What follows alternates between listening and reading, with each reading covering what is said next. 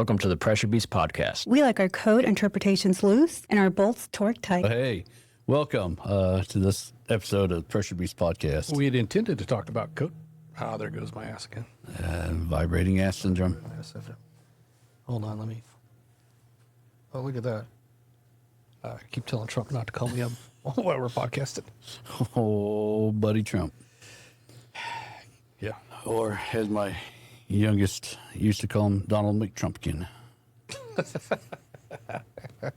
That's pretty classy. Pretty classy. But anyway, we're supposed to be talking about some coach shit. Yeah, we're going to talk business today. A little bit of business. So we're going to talk about a common question that we get is, does this pressure vessel have to be stamped?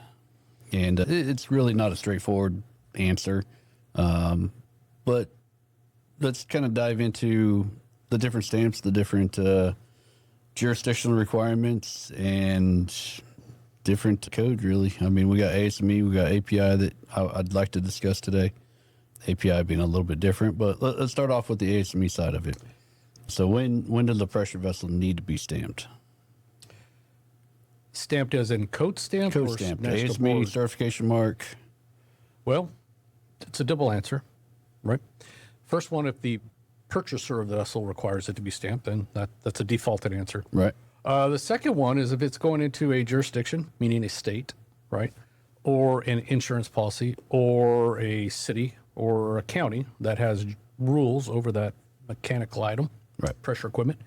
If they deem it to be over the limits of a pressure containing envelope, meaning there are some states that the pressure envelope doesn't start to 250.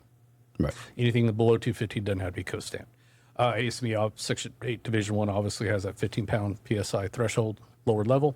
So really it's up to the jurisdiction's rules on whether it has to be code stamped. Here in Texas, Pressure vessels, nah, they don't care about them. Free for all. Boilers, they get pretty touchy-feely. pretty touchy-feely in those.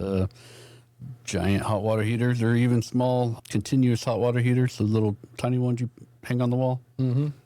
So those are considered boilers in Texas if they're above a certain BTU. Each jurisdiction, and by jurisdiction, it's either the state, country, if it's, talking about Canada or Mexico. Texas, it's the insurance policy that covers the unit. Right. Yeah. And then some states inside of that, like St. Louis, they have their own jurisdiction where they supersede the state requirements on pressure vessels and boilers. So each jurisdiction has its own requirement on whether they require boilers or pressure vessels or both to be stamped. And if you got political influence, I think it was one of the western states, Colorado, Utah, one of those four corner states, it wasn't New Mexico. Interesting story, right? Their threshold is 250. The reason it's 250 is there's a massive farmer out there and they got those spherical tanks that they do fertilizer and all that kind of stuff with. Well, I don't know what they pressure them up to, like 150, whatever it is. And he had so many of these that they changed the law and they said, hey, all your tanks now got to be ASME certified, which means he had to scrap them all, build all new ones. Well, his brother just happened to be governor. And they said, where do you need your tanks? Friends in high places. Yeah, 250 and over. So they changed the law to basically make it 250 and over. And wha-bam, he got to keep his Interesting. tanks. Yeah. I thought Moral of the story, have a relative in politics. It's who you know and it's who you know. I was going to say something else, but So Kamala Harris reference. So it's kind of amazing that there's still some states out there, Wyoming, Idaho, Wild West states, that they don't have boiler or pressure vessel laws. There's no one out there. True. Yeah. Kind of like Greenland. I wonder if they fall under the PED. Now, PED is a completely different story. PED is law. Money grab. It is a money grab, but it is law. They tell you have to build it to code, but they don't tell you what the code is. So it's kind of goofy that you have to meet these parameters, and there's no singular code. They have some harmonized standards now, but there's no real singular code that we deal with on a regular basis that you can build to, and it automatically meet PED requirements. We have to kind of, we're going to use this paragraph out of that code and that paragraph out of that code and marry them together and see what kind of bastard child we come out with. And so, but the making babies. making babies. So pretty soon, when Denmark is the next state, or not Denmark, Greenland's the next state, we can make that the new wild east. And I wonder if they're going to have pressure vessel laws out there with the 57,000 people. We start tacking on these other states. Yeah. We're going to have to not only give them some freedom, we're going to have to give them some fucking English measurements. And you're like, hey, this metric shit you guys been using? No more. No mas. Yeah. Here's a ruler. Here's a foot. We use the freedom measurements, and we only use the metric for like weird shit like track and field, drugs, all the medicines, extracurricular stuff, not the day-to-day business. Yeah. We don't like none of that shit around here. Right, yeah. It's too difficult to figure out what 158 centimeters is. 14 inches, I can tell you pretty easily. Yeah. I'm not going there. Yeah. 14 inches is a very common measurement. Is that how long the corn cob is? No, it's just 2 inches over a foot. That's a very common reference. Is that a common reference? Yeah. How's that? You said all the time. How far is that? 14 inches. Okay. Yeah, I mean, you just need to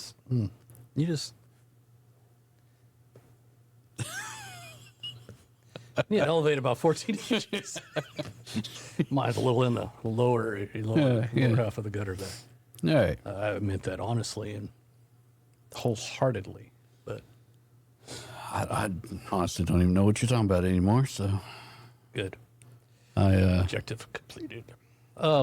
So yeah, but anyway, back to the conversation at hand. So there's other things called state specials, which we've done. We've been a part of several of them. Very interesting. So like, say for instance, if you have a old used vessel you're pulling out of Venezuela, which we were actually part of. There was a package of, 48 of them. And you want to drop them in a state, let's just say Colorado. And you want to take the plant from A and put it in B. We were able to do that because most of those vessels were code stamped very easily, right? So you're just kind of taking a vessel and you make sure it's still safe and all that. But there were several vessels that were no documentation, no reference, no nothing. We had to use the state laws of a state special to get it in there. Every state's a little bit different. So a very interesting project. Every chief or individual over the boiler pressure vessel program gets to kind of make that decision on whether that vessel is going to be allowed into their state, which is I found very interesting. State specials are another way to bypass the hard rules of the jurisdiction. Right. And let's talk about repairs and alterations real quick. Something that I've ran across quite a bit that it confuses people. Jurisdictional rules on boiler and pressure vessels. So you're repairing a pressure vessel in Texas. Doesn't mean you are altering a pressure vessel in Texas. Doesn't mean you have to, follow Texas laws or anything of that nature. Well, we don't have pressure vessel laws. All right. You're in Oklahoma and you're altering a pressure vessel. You don't have to follow Oklahoma's laws if that pressure vessel is going to another state that does not have pressure vessel laws. Quite a bit, man. I've ran into, actually in Oklahoma quite a bit. They'd be altering pressure vessels that are coming back to Texas. And they're trying to enforce Oklahoma rules. Trying to enforce Oklahoma rules, and not so much they're trying to. The shops were confused in the fact that they thought they had to meet Oklahoma rules, and they had to notify the jurisdiction and all that they're doing this alteration and send it down to the Wild West down here and that's crazy. Pack it up. It's interesting, right? A little trivia. What NBIC code edition is required to repair or alter a pressure vessel in the state of California? Ooh, they are stuck back in 2004. Yep, 2004 NBIC edition. So if you are altering a vessel in Oklahoma, and you're sending that sucker to California, I think it bypasses it. But if you're in California doing a alteration on a vessel, you have to do it to the 2004 edition. Really? Yeah. I didn't know you could bypass it. I figured. I'm pretty sure you do. Going into it had to be because no different than because we've got clients that have done that, and no one's.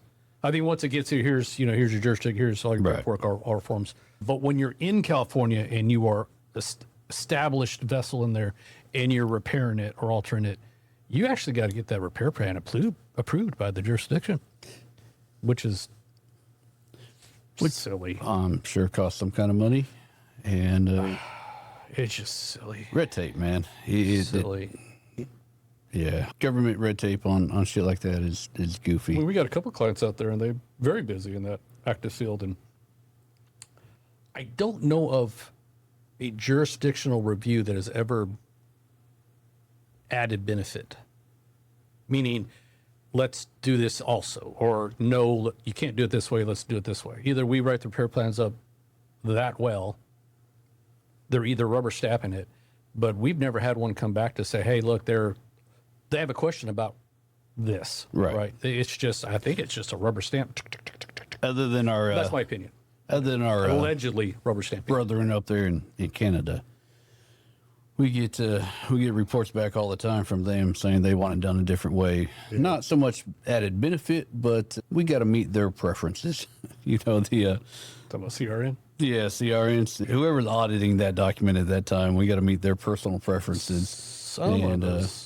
Some of those individuals are quite intelligent. They are. Some of them are, maybe, still learning. Right. Yeah. But a little too much maple syrup in the cereal in the morning or something. I don't know, man. But Probably brain freeze. Oh, cold up there. cold as shit up there. I heard something like the huge majority of the Canadian populations live below, like, Seattle or something crap like that. Yeah. So the border between the U.S. and Canada that runs along, Montana and all that, most Canadians live below that line because over by the Great Lakes, New York area, it dips down, and That's where they're all that's at. where they're all at. The rest of it is just a bunch of moose, and I don't know what else is in Canada. I've been to Canada one time. I've been there. I went to the oil sands refineries up in Fort McKinney, Fort McMurray, somewhere, Fort something. Interesting that the refinery was as far north as you can go in the summertime. In the wintertime, you could go further north on ice roads. Interesting. But summertime, that was it. Like, Interesting. it's as far as you could go. So, I guess technology advancements and whatever up there move a little bit slower. So when I went up there, it was real big when we had our pictures on our bank cards down here. You remember that? I do. Having your picture on Forgot all about your that. debit card. It's useless, but I forgot about it. Yeah. Man, I went up there and went to the bar after work one night and went to pay with that. And man, you would have thought I invented the damn credit card machine. It was the biggest thing in the world to them. Like, bartender went around showing everyone at the bar, look, he's got a picture on his credit card. And I think I actually drank for free that night just because I had my damn picture on my credit card. It was, Really? Yeah, it was quite an experience for them. I'm glad I could introduce some of that freedom to them. Right. Right. Now you mentioned that, I got to drink for free when I was in Canada most times. Yeah. Nova Scotia. Nova Scotia. The ratio between girls and guys, it was just astronomical. It was like 7 women for every male.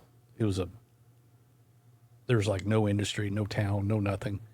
And like as soon as you were old enough to bail, the men just bailed out of there to go get work. And there's nothing to do. All the women were just kind of left there. I remember only time in my life, we were in the Navy, and only time in my life, man, you walk into, they had some nice nightclubs and bars and social activities and stuff, but it was just like walled. It must be like what a woman feels like down here, going into a bar, is like all these swinging happy guys. They would literally fight over buying you a drink. And I'm like, lady, there's enough for both of them. All of them. Like, come on, each one of you can buy me a drink. But it was wonderful. Enough to go around. Enough to go around. In fact, great times. Good people. Great people up there. Nova Scotia. Isn't that where that island up there, what's that island? The hidden treasure from the I don't Crusades. know where that's at. Yeah, I don't know. It's up in Nova Scotia somewhere, I Trap think. or something like keep going down and keep, Yeah, Oak Island. Oak Island. That's Their big thing was, I guess, a long time ago that got hit, just devastated by a hurricane, kind of like Galveston years ago. Wow. And that was their, like, it was front prominent center in that town. It was like that hurricane was just devastated that place. And everyone, I would not think a hurricane would get that far. I figured it was too cold up there to get that big of a hurricane. Just decimated that area up there. But anyway, good people, good town. Stayed there too long. I might have got married a couple times, But Fair warning, Canadians, we're coming for you. We're going to start a curling team. oh, yes. And yes, we're yes. coming for you. Olympics, here we come. We got to figure out how to curl first, but How hard can it be? throwing a rock on ice, I mean, Yeah. it's almost cold enough down here we can have ice. It might get to freezing here next day or two. Shit, I'll go polish me a rock. Get started. But yeah, we're going to start a curling team. Yeah, we're coming for you. We're going to be in the Olympics. You remember the Olympics last time where that dude was a shooter? Yeah, Walks out there and the flips turkey guy. All right, and they're like, choom, got a cigarette hanging out his mouth. Just all these other guys are all decked up. That's going to be us. We're going to be that Turkish guy. Be like, hey, you want to throw some stones? Yeah, okay. No uniform, no nothing. No, just walk out there, beer in one hand and a Just stone in the other. Going, bing. Yeah, Americans go crazy. It's gonna happen. If you want to sponsor our curling team, let us know. Pressurevessels.com. Just Yeah. shoot us a link. Yeah. If you got a name for us, that'd be good too, because we haven't had a name yet. No, but we do have a token Canadian that's going to be Yes, on the we team. do. Yes, you gotta have that token Canadian. Dan. Dan the Electric Man. Yep, Dan the Electric Man. We need to have him on here. we keep trying to do it. I just haven't done it. But anyway, yeah, he's going to be our token Canadian. He's a little worried right now. Is he? Yeah, that he might get deported. I said, well, it doesn't matter. We'll take over Canada. I'm right back. I mean, it'll be a state here soon enough. But No, he's all legal. I don't think we're deporting to Canada right now. No, We're sending everyone south. every time I say ice, he gets real nervous. I'm like, did you want ice in your drink? Canadian afraid of ice, man. That's a tormented life right there. Nah, he's got all his documents and papers. And, Legal for now. yeah, I think he forged them all, but they're all good. He's got his birth certificate, his name written on the maple leaf, and how did we get so far off subject? We were talking about Jurisdictions. Jurisdictions. Jurisdictions. Damn Canadians distracted us again. Man, I tell you. Oh, there's so many things I want to say. Yeah.